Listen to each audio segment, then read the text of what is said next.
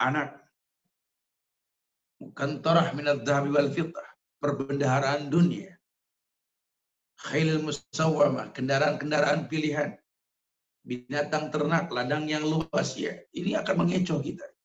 Sehingga banyak orang berpikir bahwa menaklukkan dunia untuk menggapai sebanyak-banyaknya harta. Nggak ada masalah. Kalau dia sadar bahwa Islam ini agama yang memerintahkan kita untuk tahu bahwa dirwatus sanamihi al-jihadu fisabilillah. Bahwa puncaknya agama itu adalah jihad. Dirwatus sanamihi al-jihadu fisabilillah. Puncaknya agama ya jihad. Nah, sudut pandang agama kalau sudah bicara jihad, al-jihadu fisabilillah bi amwalikum wa bi anfusikum. Jihad dalam Islam yang tertinggi dengan harta dan jiwa. Makanya banyak orang terkecoh di sini. Dia taklukkan dunia, dia menginginkan mendapatkan dunia tersebut. Tapi untuk dunia, untuk sekedar dunia. Sementara Islam tawarkan kita gapai dunia untuk akhirat. Kenapa? Walal akhiratu khairul laka minal ula. Karena akhirat lebih mulia ketimbang dunia. Tapi buat orang yang nggak paham, dia kejar dunia ya buat dunia. Tuntutan kehidupan, berpenampilan, ya, pola hidup, stylishnya tuh pengen dipandang secara fashionable. Orang memandang dia up to date berkaitan dengan fashion dan lain sebagainya. Masya Allah. Padahal Islam memperbolehkan, ayo taklukkan dunia, jadi orang kaya. Buat apa? Buat jihad dengan harta. Karena jihad yang paling utama dengan harta, tapi tidak merubah fungsi. Iya, ketika Rasulullah SAW ini memberikan kabar tentang wanita pilihan yang layak dipilih oleh laki-laki, beliau mengatakan kepada laki-laki, tazawadul wadudul walud. Fa inni mukatsirum bikumul umam yaumal qiyamah. Hei laki-laki, nikah kamu. Tazawadul wadudul walud, nikah kamu dengan perempuan yang penuh welas asih. Perempuan yang punya modal menjadi madrasah. Karena agama ini mengatakan al-ummu madrasatul ula. Ibu itu sekolah yang utama. Pilih perempuan yang siap jadi madrasah. Menampung sekian banyak pengetahuan dan ilmu. Kerjaannya mencari ilmu pengetahuan. Dia punya prinsip beda orang berilmu dengan yang tidak berilmu. Qul hal yastawil ladzina ya'lamuna wal ladzina la ya'lamun innama yatadzakkaru ulul albab. Katakan ya Muhammad, apakah sama orang yang berilmu dengan yang tidak berilmu? Oh ya jelas beda. Cuma yang paham ulil albab. Maka kalau orang pikir Islam ini nggak memperhatikan pendidikan perempuan, salah. Justru Islam ini menekankan sekali, dan Islamlah agama yang berani mengatakan al-ummu madrasatul ula. Ibu itu sekolah yang utama. Kalau sudah bilang sekolah, tidak ada lagi kesempurnaan orang kecuali jadi rujukan pendidikan. Cuma yang terjadi tidak, dunia mengecoh dia. Sehingga dia terjebak di sekian banyak kesalahan. Dan terjebak dalam 5 penyebab dia berbuat dosa dan maksiat. Apa? Yang pertama, kecondongan terhadap dunia. Entah mengapa, tapi yang pasti karena tuntutan. Dunia menuntut dia. Sehingga dia mengutamakan nafsu dan lebih mengedepankan nikmat dunia daripada kenikmatan beribadah kepada Allah. Bahkan orang yang sudah syar'i saja, kerudung panjang, baju hijabnya sempurna. Karena tuntutan dunia, dia bisa pendekin lagi tuh jilbab jadi kecekek. Baju nggak syar'i lagi. Ketika ditanya, lo kok jadi berubah lagi? Nggak boleh sama bos. Saya kalau nggak gini nggak digaji. Loh, kamu kan begitu bagus kayak kemarin itu kan Allah yang perintahkan. Kenapa kamu takut sama bos nggak digaji, tapi nggak takut sama Allah kalau diancam sama neraka? Wal yadribna bihumurihinna ala juyubihinna. Ini kan bahasa Allah. Hendaklah perempuan menjulurkan kerudung yang menutup bagian dadanya. Allah yang suruh. Tapi bos saya yang ngelarang, Tad. Karena yang ngasih gaji bos, bukan Tuhan, Ustaz. Innalillah. Bahkan konsumen saya takut, Ustaz. Karena kebanyakan orang awam agama, kalau saya masuk dalam perusahaan tersebut berpenampilan yang mungkin dikhawatirkan radikal, kasakusuk konsumen saya ini mengatakan, saya masuk golongan kiri nih. Golongan keras, golongan radikal. Astagfirullah. Maka dia dahulukan manusia ketimbang Allah. La haula wa la quwata illa billah. Padahal di Quran di Al-Ahzab ayat 36 Allah mengatakan, wa makana lil mu'minin wala mu'minatin idza qadallahu wa rasuluhu amran ayakuna lahumul khiyaratu min amrihim. Al-Ahzab ayat 36.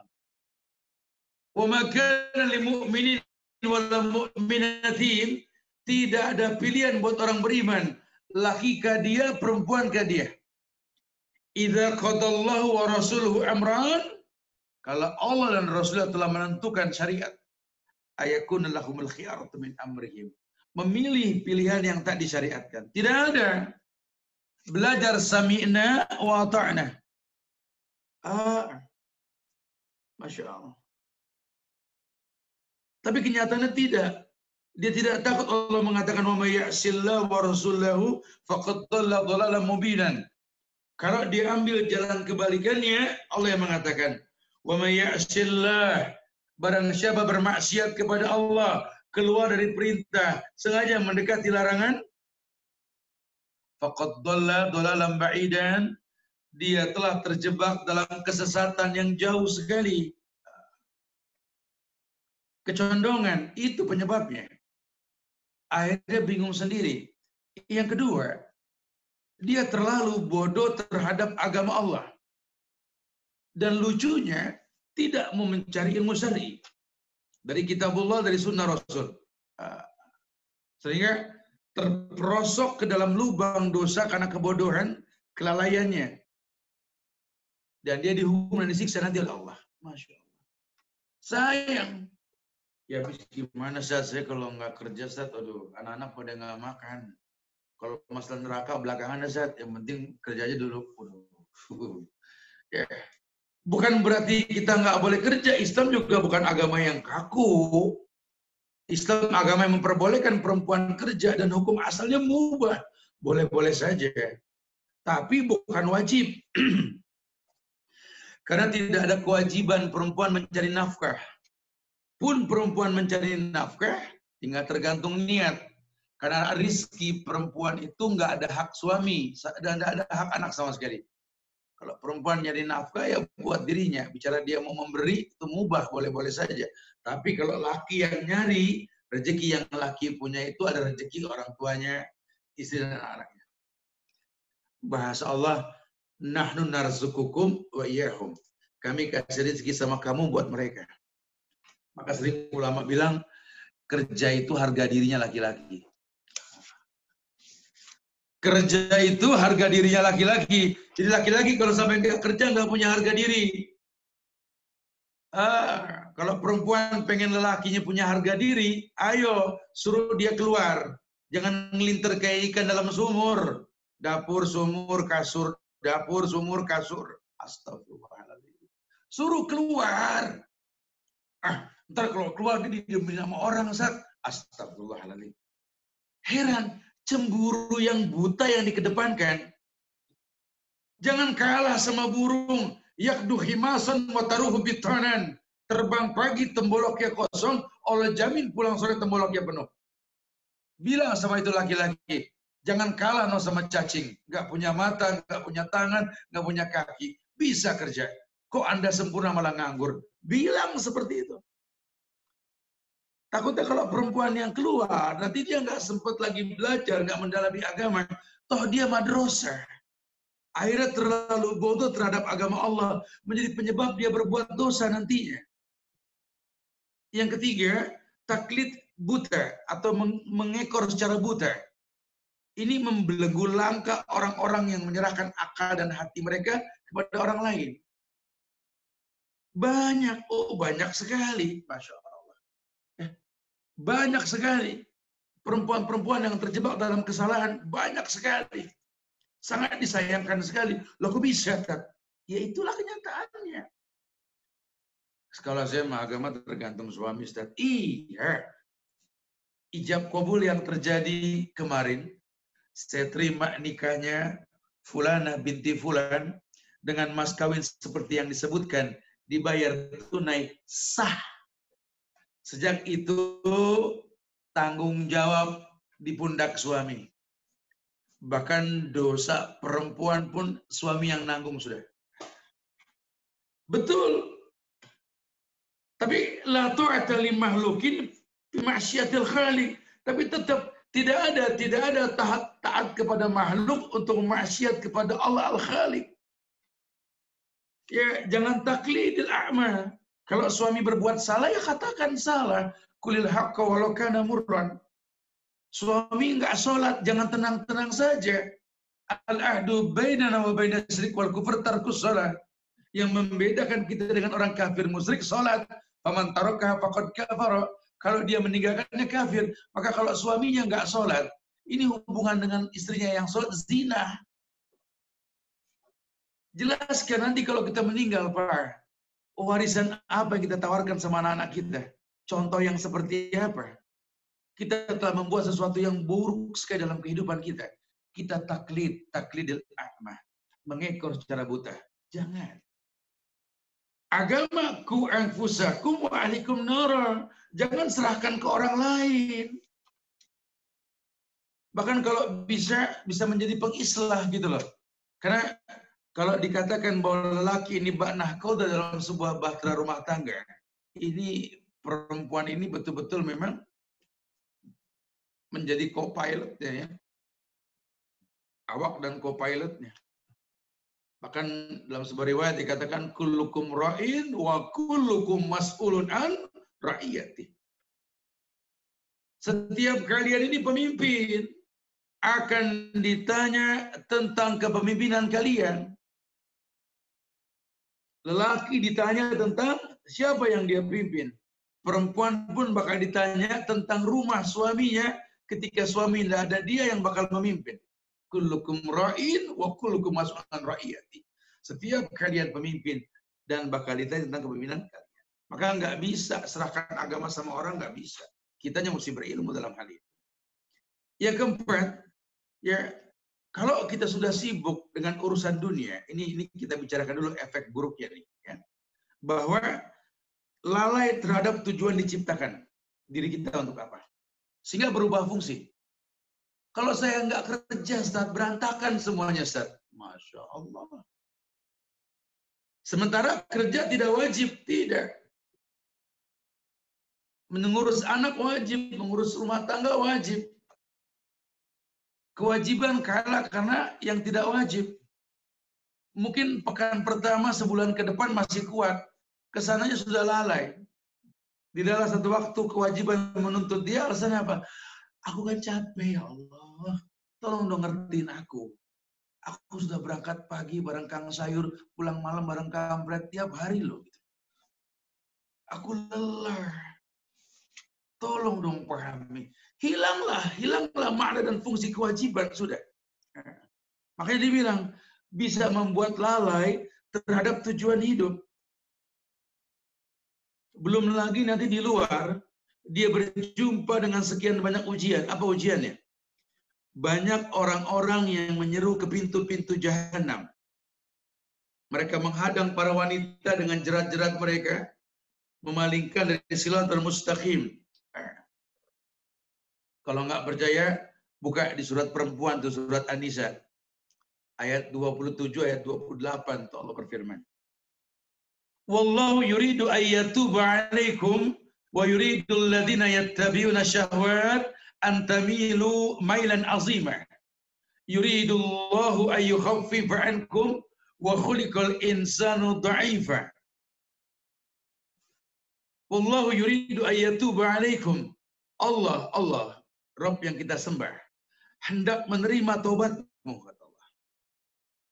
Tetapi wa yuridul ladzina yattabi'una syahwat an tamilu mailan aziman.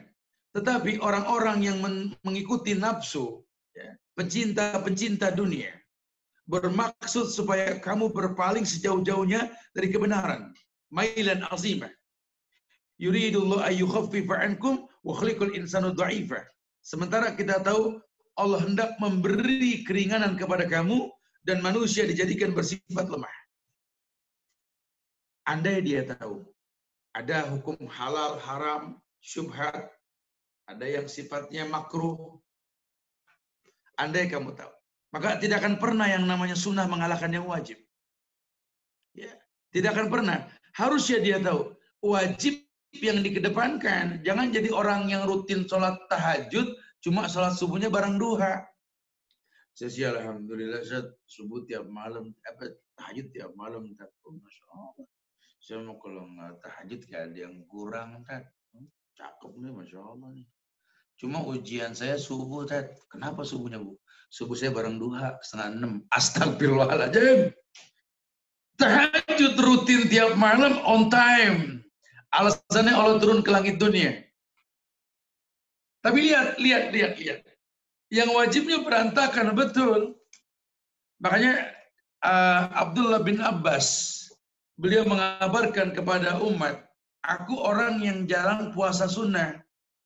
Karena khawatir sholat-sholatku, ibadahku yang lain ini tidak konsentrasi. Jadi dia nggak merutinkan yang sunnah dalam puasa, cuma dia bagusan dari ibadah yang lain. Bukan dipaksakan. Kita banyak ini kepo. Senin Kemis rutin. Ya, cuma giliran urusan rumah tangga, aduh aku lagi puasa jadi nggak masak. Masak wajib, puasa sunnah. Kok yang wajib malah berantakan, yang sunnah malah dikedepankan. Kepo nih masalah 10 hari di awal bulan Dzulhijjah. Oh, sosial media. Sampai semua hadis Nabi sampai ngelotok.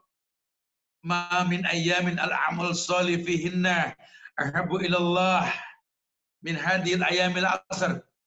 Kata Rasul, ya ini amal soleh yang paling dicintai sama Allah. Tidak ada yang melebihi hari-hari di 10 hari bulan Dzulhijjah. Berlomba-lomba mereka. Ada yang puasa Dzulhijjah dari tanggal 1 sampai tanggal 9 katanya. Ada yang melaksanakan puasa Daud selama Dzulhijjah. Ada yang melaksanakan puasa Senin Kemis. Ada yang puasa Arafah saja. Malis boleh. Ya, selama ada contohnya silakan saja. Tapi udah bayar utang puasa belum? Ya, kalau utang mau gampang, Set. Ramadan masih lama. Begitu bahasanya. Emang ada yang jamin umur kita sampai Ramadan? Allahu Akbar. Ada yang jamin? Enggak ada. Saya sering bilang, umur ini cuma 3 hari jamaah. Umur cuma 3 hari. 3 hari nih umur. Hari yang pertama, ya itu kemarin. Udah lewat. Dan nggak balik lagi. Udah lewat hari yang pertama. Hari yang kedua, ya hari ini. Ini hari yang kedua. Udah nggak berasa pagi tadi udah mau sore lagi kita nih. Dan hari yang ketiga besok. Tidak ada yang menjamin umur kita sampai besok. Wala tadri nafsun fi ayyi ardin tamut. Karena tak ada satu jiwa pun yang tahu di bumi mana dia bakal diwafatkan. Nggak ada yang tahu. Dan mati itu nggak nunggu tua. Mati itu nggak nunggu sakit. Malaikat maut menjemput kita mau komplit ya nggak bisa. Cuma Islam kasih bocoran dalam ayat. Wala tamutunna illa wa antum muslimun. Jangan sampai kau diwafatkan kecuali dalam keadaan Islam. Jadi dia pahamlah fitrahnya sebagai wanita. Harus seperti apa? Bukankah Nabi mengatakan dengan tegas bahwa rumah lebih baik buat perempuan? Masya Allah. Sehingga sholat perempuan di rumah sama pahala dengan sholat imam di masjid. Masya Allah. Iya. Dia betul-betul jaga. Dia jaga rumahnya. Dia khawatir sekali kalau ada yang masuk kerabat yang bukan mahram ya, dalam rumahnya. sehingga menimbulkan fitnah. Dia khawatir sekali. Dia pengen betul-betul hayalan tentang home sweet home itu terjadi. Baiti jannati, rumahku surgaku. Dia ingin betul-betul terjadi. Kalau rumah dikatakan surga, surga Allah yang firmankan, la yasma'una fiha lagwan wala ta'siman illa qilan salaman salama. Kalau yang namanya surga tidak terdengar kecuali perkataan salaman salama. Nuansa keislaman, tegaknya hukum syariat dalam rumah tersebut. Hai wanita, kau bidadari, rumahmu bak surga, anakmu wildanun mukhalladun, suamimu si pemilik surga. Dia pulang ke rumah, pengen merasa nyaman di surga. Cuma yang terjadi apa? Ternyata surga tak seperti yang dihayalkan. Surga yang wangi, harum, rumahnya tidak wangi, tidak harum. Surga yang tak ada sampah dan kotoran, rumahnya penuh dengan sampah dan kotoran. Anak-anak kecil yang lucu, Pak, malaikat-malaikat yang bawa pundi-pundi air. Wildanun mukhalladun. Tapi anak-anak yang lecek belum pada mandi, kumal, dekil, dan lainnya. Masya Allah. Si pemilik surga pengen dilayani sama bidadari, tapi tidak. Yang ada cuma sekedar hayalan doang, rumahku surgaku. Betul. Maka saya sering bilang dengan bahasa yang simpel sekali, Bu. Ya, ini Bapak pengen makan, Bu. Mbak yang masak. Bapak pengen ngopi, Mbak yang bikin. Baju Bapak kotor, Mbak yang nyuci. Lecek kurang nyaman dipandang mata ini baju, Mbak yang neriskain. Teman Bapak datang, Mbak yang ngelayanin. Jujur Bu, mendingan suruh nikah sama Mbak tuh Bapak. Ibu ngapain di rumah? Jadi orang-orang toko dikasih nyawa. Subhanallah. Hilang fungsi. Padahal surgamu di rumah. Bukan nggak boleh minta tolong pembantu, boleh. Bahkan Fatimah juga minta pembantu sama ayahnya Rasul Sallallahu Alaihi Wasallam. Boleh kalau kita nggak sanggup. Tapi jangan berubah fungsi. Itu medanmu untuk berkarya. Menggapai indahnya surga. Ad-dunya mazra'atul akhirah. Dunia ini tempat bercocok tanam untuk akhirat. Masya Allah. Betul-betul butuh contoh madrasah. Jadi Islam nggak menyalahkan kalau perempuan mau kerja ya silakan saja. Tapi nggak merubah fungsi ya. Sejak awal Nabi perintahkan laki-laki memilih perempuan. Tazawadul wadudul walud. Pilih perempuan yang penuh cinta, welas asih, cerdas. Dan dia banyak anak dan suka sama anak. Pilih. Fa inni mukassirun bikumul umam yaumal qiyamah. Aku akan berbangga dengan banyaknya umat pada hari kiamat. Ini yang dikatakan ibunda para ulama. Ini yang dikatakan akan melahirkan orang-orang saleh. Masya Allah. Betul-betul hayalan kemuliaan. Kalau terpaksa kerja boleh. Kerja boleh. Tapi kata ulama, pilih pekerjaan yang sesuai dengan fitrah kewanitaan. Jangan merubah fungsi. Ya.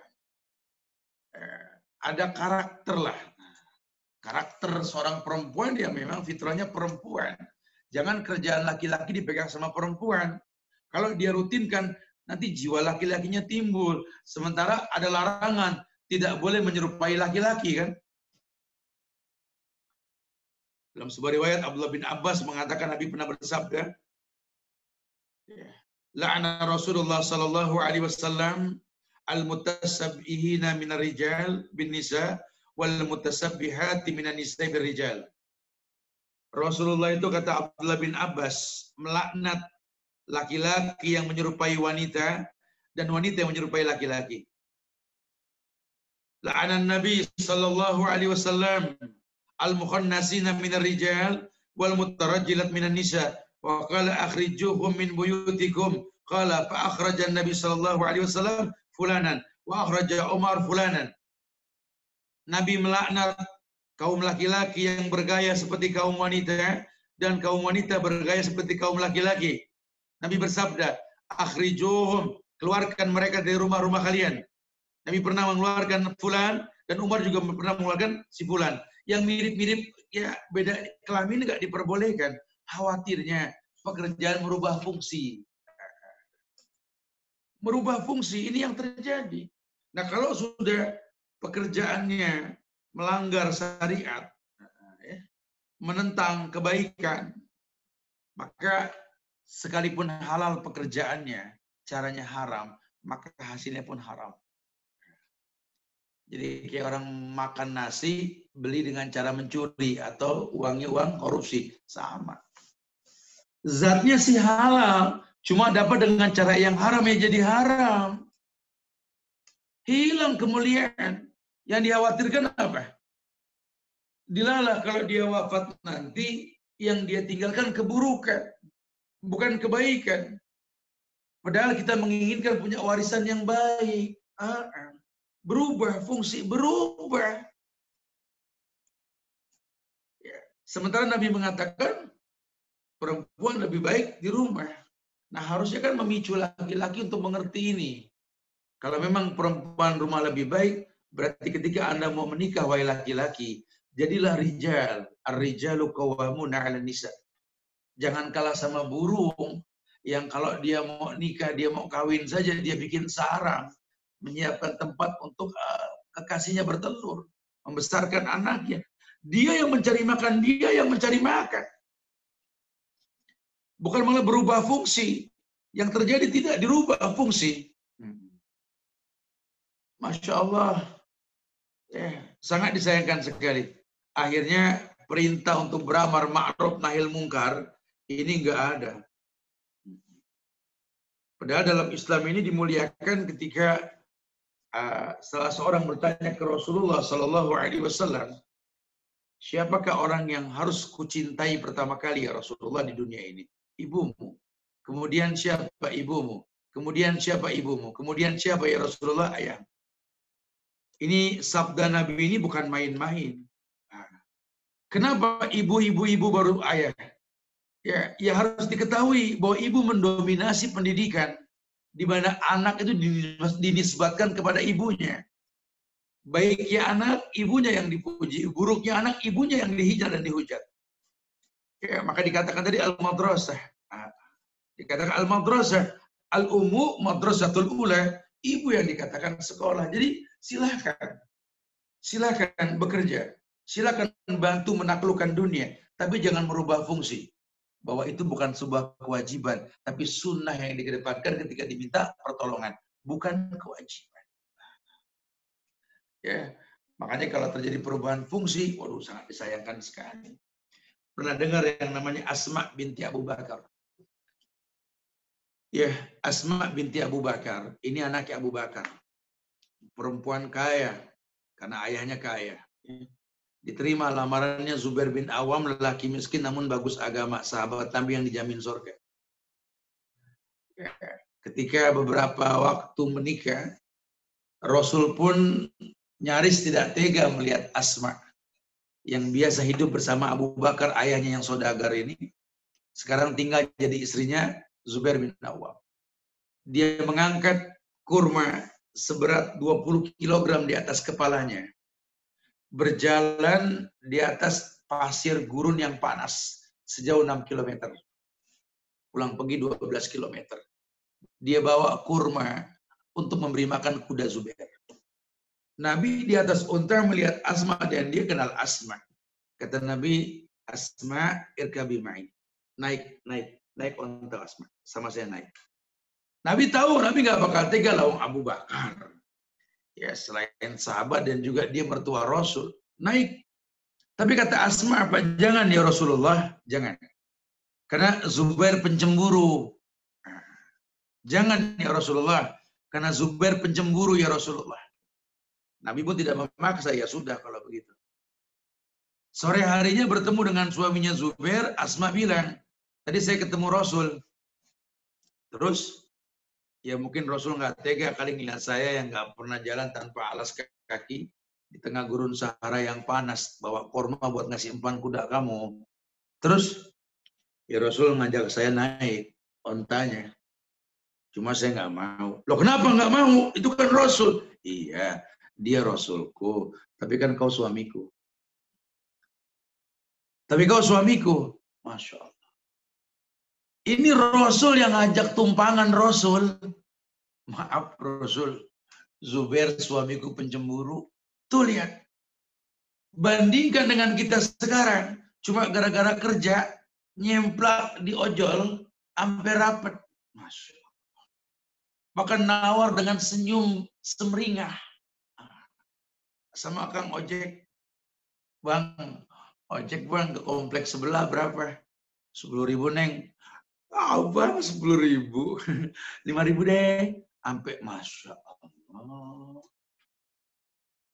Sama suami nggak pernah cengar senyum kayak begitu. Sama Kang Ojek lebar betul. Cuma kalau berdoa, ya Allah, masukkan aku ke surga bareng Aisyah. Nggak dijemput malaikat tuh bagus. Aneh. Kita cuma kurang baca ini. Orang-orang dulu juga bekerja menaklukkan dunia, cuma dia nggak gugurkan syariat. Karena berujung pada satu kata di mana Nabi mengatakan, "Ayyuma imra'atin matat wa zawjuha radin, fakanat min ashabil jannah."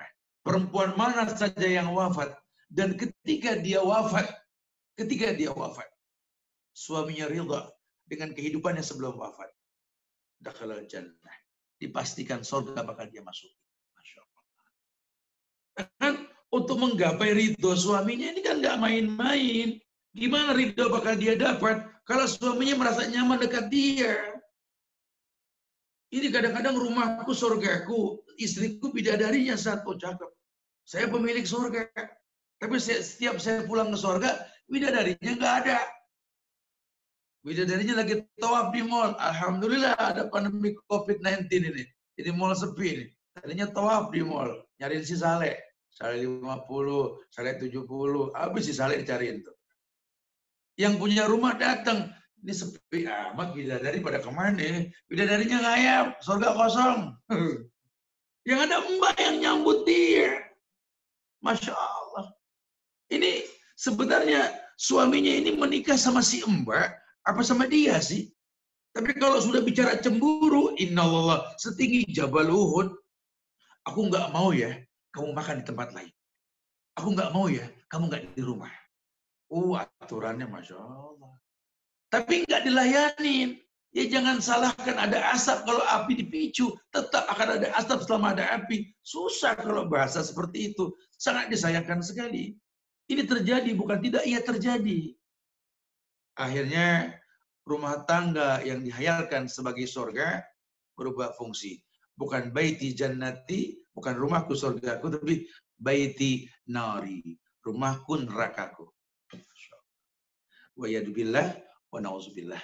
Nah, kita nggak pengen seperti itu. Kita berharap mudah-mudahan dengan dialog santai ini berkembang bahasan kita. Yuk, kita mungkin bisa bertanya jawab atau lebih meluaskan bahasan kita. Dan kita pengen, kalau kita meninggal ini punya warisan. Ima warisan berbentuk materi dalam harta yang kita cari selama ini, atau memang tingkah laku baik yang dicontoh sama generasi berikutnya. Anak-anak kita generasi loh. Yuk, cetak mereka jadi generasi robbani. Masya Allah. Ya. Yuk kita panjangkan bahasan kita dengan berdialog. Silakan yang mau ditanyakan. Akhirul da'wana alhamdulillahirabbil alamin. Fadhli.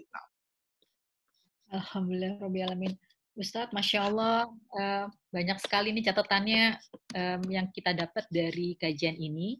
Dan Alhamdulillah udah ada beberapa pertanyaan, Ustadz. Saya akan bacakan pertanyaan yang pertama. Assalamualaikum warahmatullahi wabarakatuh, Ustadz.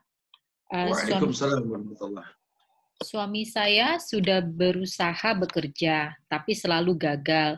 Sementara saya mendapat tawaran kerja yang baik. Jadi sekarang saya yang bekerja, suami di rumah. Saya sedih sebenarnya karena saya ingin mengasuh anak. Tapi kondisi seperti ini, saya menganggap ini demi keluarga. Mohon pencerahannya, Ustadz. Iya, saya nggak mengatakan perempuan salah kalau dia bekerja. Boleh. Selama nggak menghilangkan kewajiban, karena kerja bukan kewajibannya. Dan harusnya suaminya ini betul-betul memaksimalkan kerja. Karena Zubair itu orang miskin, Asma orang kaya. Tetap dia kerja, walaupun nggak mencukupi, yang penting dia bekerja. Harus punya prinsip yang namanya kerja itu kan harga diri. Bukan malah berubah fungsi, dia yang jaga anak di rumah atau menunggu rumah. Salah. Salah sekali. Hilang keberkahan rezeki pada rumah tangga tersebut nantinya. Ya Allah, kita tinggal di negeri, bahasa Ustaz Subhani, kita tinggal di negeri yang istilahnya nanam singkong kebalik juga numbuh gitu. Coba nanam batang singkong di balik masih numbuh di negeri. Pohon kapuk ditebang sama orang PU, nggak dibuang dari aspal, kena hujan numbuh daun. Di negeri airnya subur, tanahnya subur. Piara ikan nila sepasang, taruh di kolam air. Itu sebulan jadi 3.000 itu ikan. Kenapa? Beranak pinak. Ini negeri mudah sekali kalau dia mau. Kerja apa saja harusnya. Yang penting kan halal. Jadi nggak ada istilah nggak dapat kerja. Saya bilang dengan bahasa gampang. Lihat itu cacing. Cacing nggak punya tangan, nggak punya kaki. Cuma di tanah dia muter-muter bisa hidup, bisa punya anak. Lihat itu ayam. Kertok-kertok, nyeker-matok. Anaknya bererot. Gitu. Lockdown start, lihat itu keong. Keong di lockdown di rumah. Masih bisa kerja tiap hari. Ayo dong yang smart dong. Kenapa? Karena kualitas anak kita tergantung peluh yang kita keluarkan. Memang prinsipnya tidak semua orang punya gaji, tapi setiap orang punya rezeki. Kalau gaji nggak didapat, rezeki Allah tebarkan. Berangkat pagi, bak burung yang terbang. Yakdu himasun wa taruhu bitonan, kata Rasul. Ini kan Amsal. Lawang burung saja asal mau terbang pagi, perutnya kosong. Balik sore, perutnya penuh. Burung.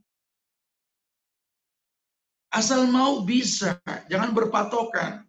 Makanya dari kemarin kami dengan teman-teman tajir, ya, ini berusaha untuk membuat sebuah pendidikan singkat, ya, buat teman-teman yang resign dari perusahaan, yang di PHK, ya, untuk berdialog beberapa waktu yang kita atur nanti. Kita berharap mereka itu bisa jadi pengusaha-pengusaha. Biarlah kecil asal kepala teri ketimbang gede ekor kakap, punya harga diri gitu lah ya. Mudah-mudahan bisa berdialog nantinya, insya Allah. Nah.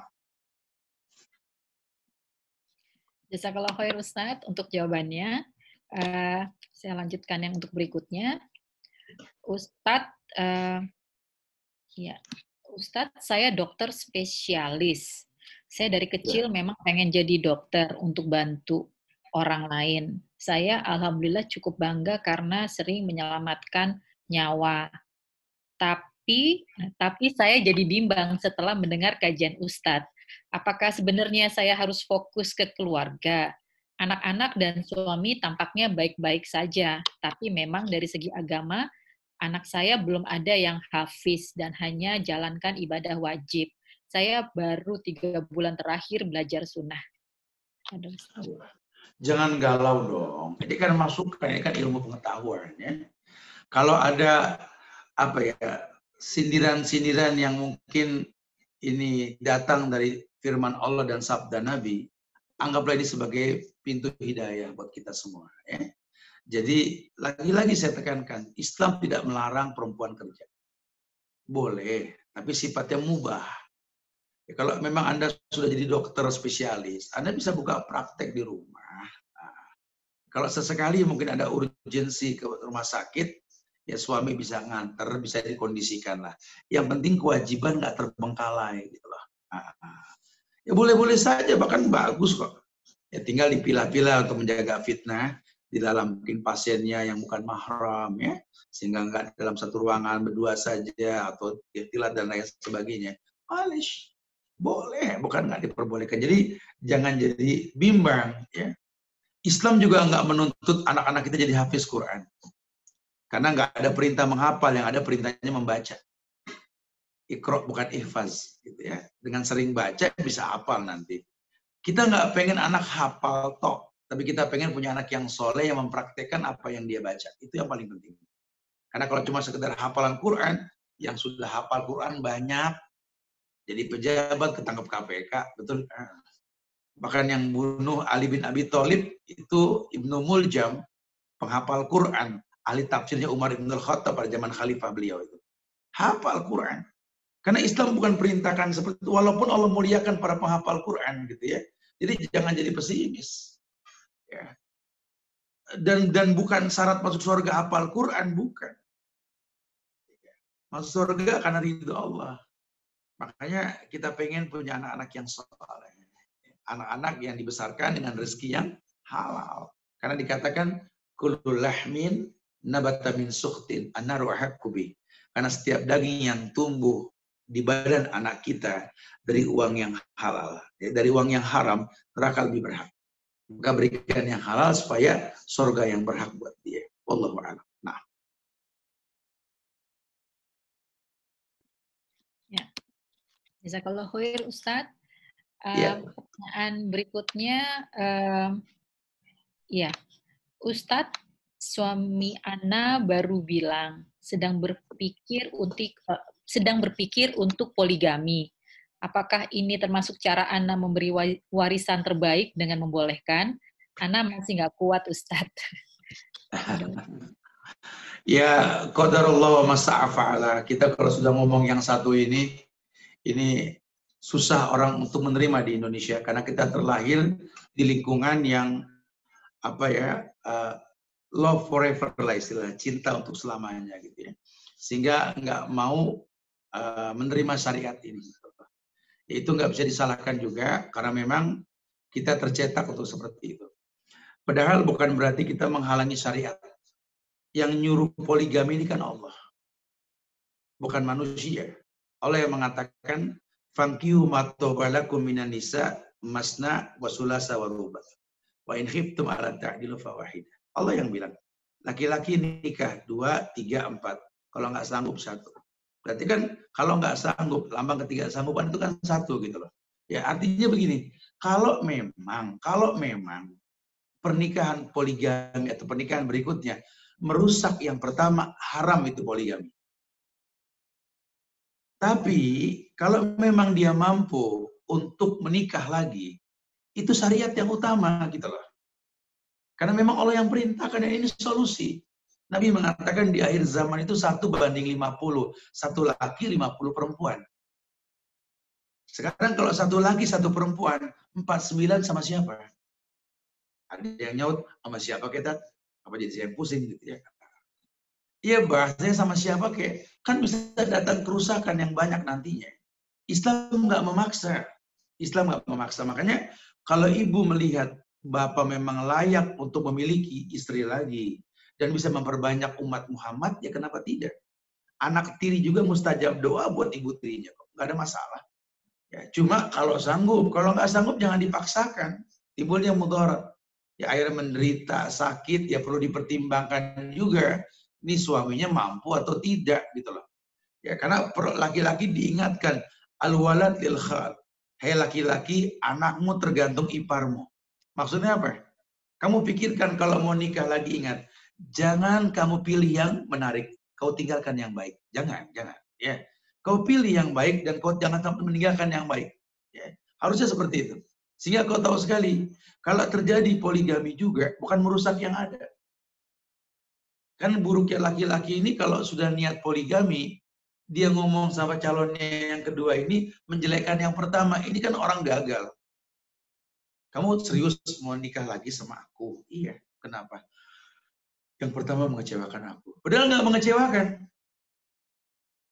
Aku banyak terzolimi dengan yang pertama. Padahal nggak terzolimi. Ini orang gagal pengen bikin produk gagal lagi. Harusnya jadi laki-laki yang betul-betul laki-laki gitu loh. Kamu pengen nikah lagi sama saya, berpoligami? Iya. Kenapa sih? Emang nggak cukup yang satu? Cukup.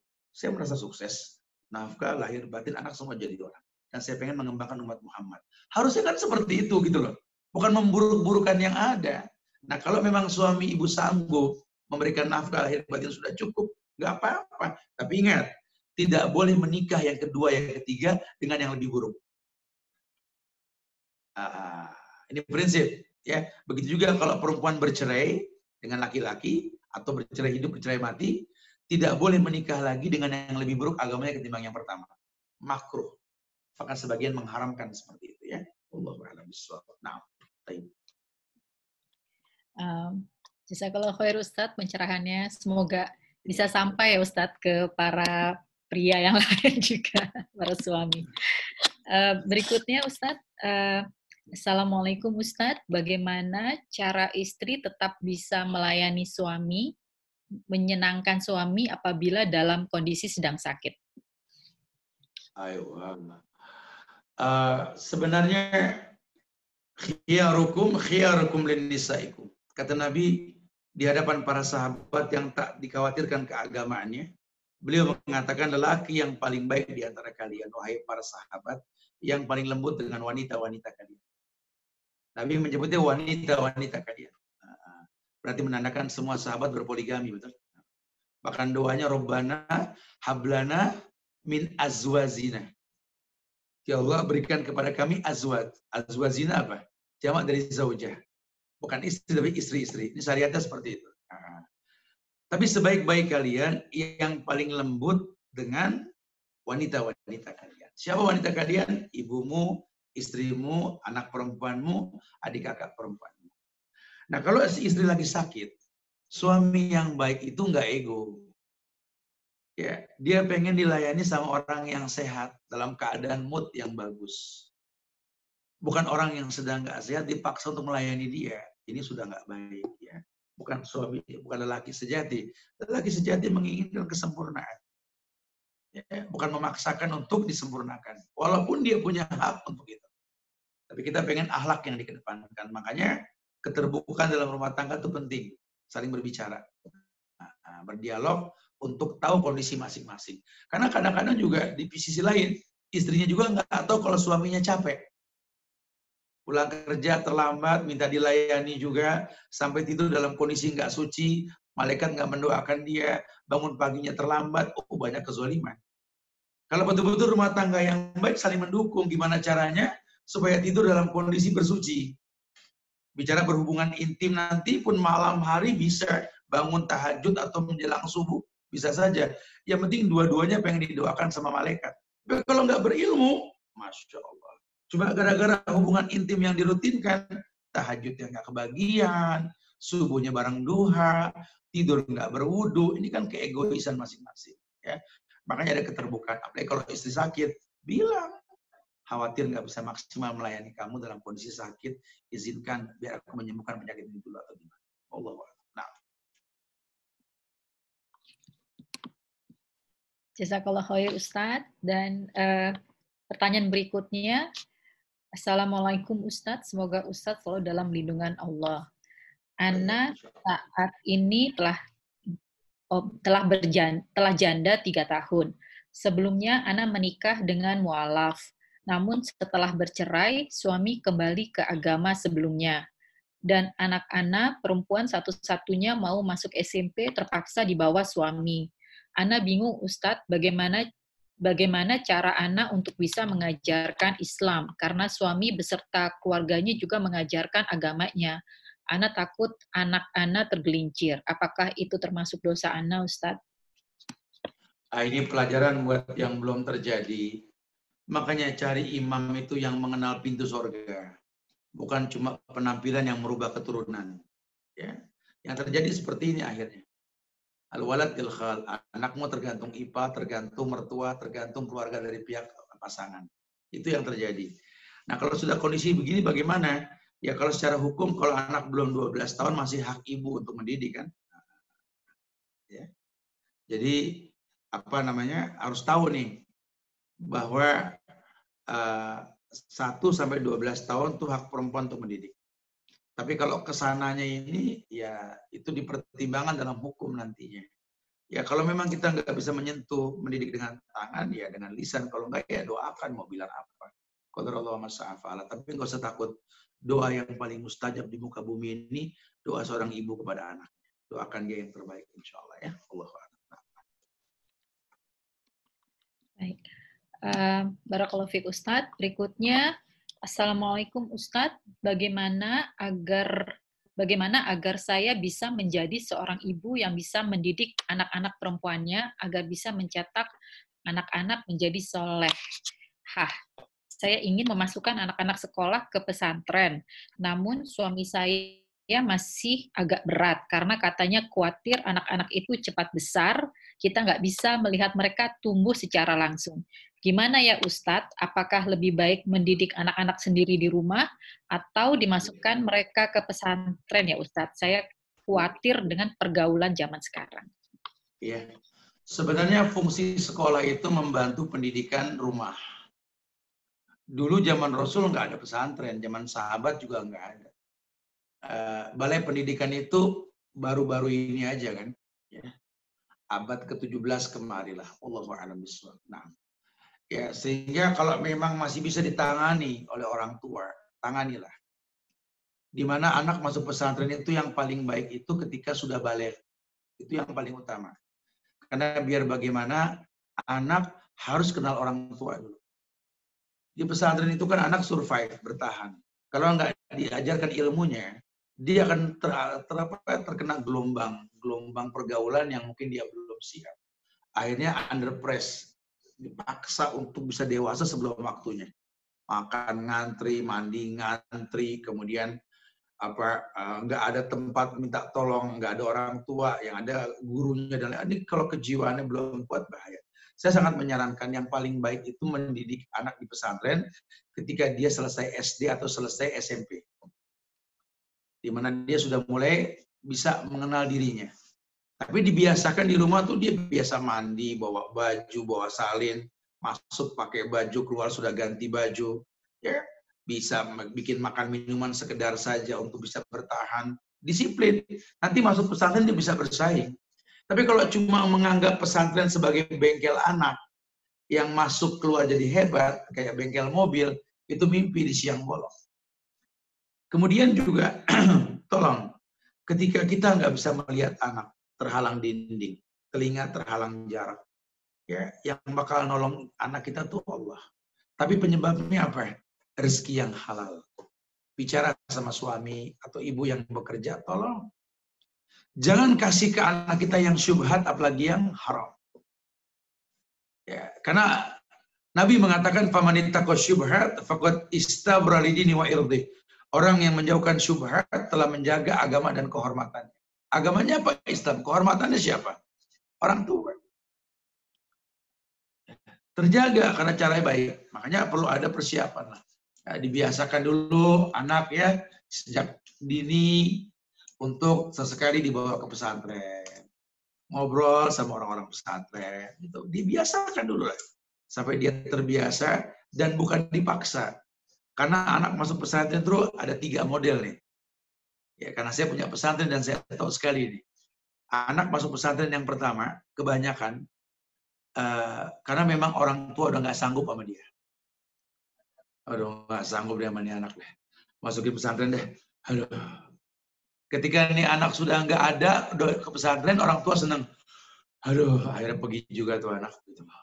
Ibu senang, bapak senang, guru stroke di pesantren. Ya, hadapin anak ibu, masuk.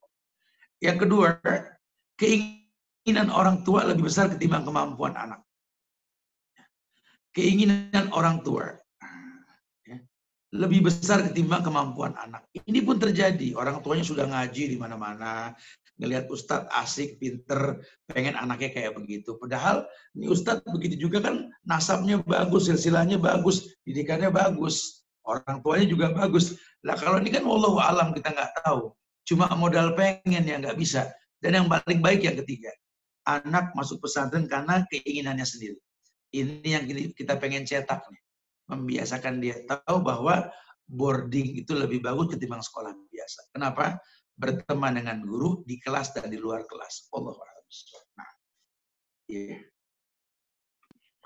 Masya Allah, Ustadz. Berikutnya, Ustadz, pertanyaan berikutnya. Ustadz, suami saya bekerja sebagai prajurit. Saat ini alhamdulillah pangkatnya makin bagus, tapi saya jadinya harus semakin sibuk. Dan sering saya harus meninggalkan tugas rumah dan anak. Terakhir, anak saya ada masalah di sekolah dan terancam dikeluarkan. Saya bingung, Ustadz, karena suami tetap meminta saya aktif giat untuk mendukung karirnya. Ya sebenarnya sih perempuan nggak usah khawatir ya. Kesalahan rumah tangga itu kan ditanggung sama suami, tapi bukan mengiyakan kesalahan. Berdialoglah tentang kondisi anak. Insya Allah kalau suaminya baik, anak nomor 1 akan dikedepankan ketimbang tugasnya gitu. Sehingga bisa dikondisikan nantinya. Jangan sampai karirnya bagus, anaknya berantakan. Hey, kita butuh doa anak yang soleh. Bukan doa anak yang tajir, betul? Hah? Doa anak yang soleh. Sekarang kalau gara-gara kita tajir, anak nggak ada yang soleh, buat apa? Nggak ada keuntungannya sama sekali. Karir yang kita cari, pangkat yang kita miliki, itu cuma bakal menghias batu nisan kita. Kedua, anak yang soleh masuk ke lubang kubur kita. Jadi didialogin lah, diomongin lah. Insya Allah. Suaminya orang baik bakal mengiyakan. Insya Allah. Alhamdulillahirobbilalamin. Masya Allah, sekali lagi itu tadi mungkin pertanyaan terakhir Ustadz. Sekali lagi jazakallahu khair wa barakallahu fiik Ustadz untuk waktu dan ilmunya.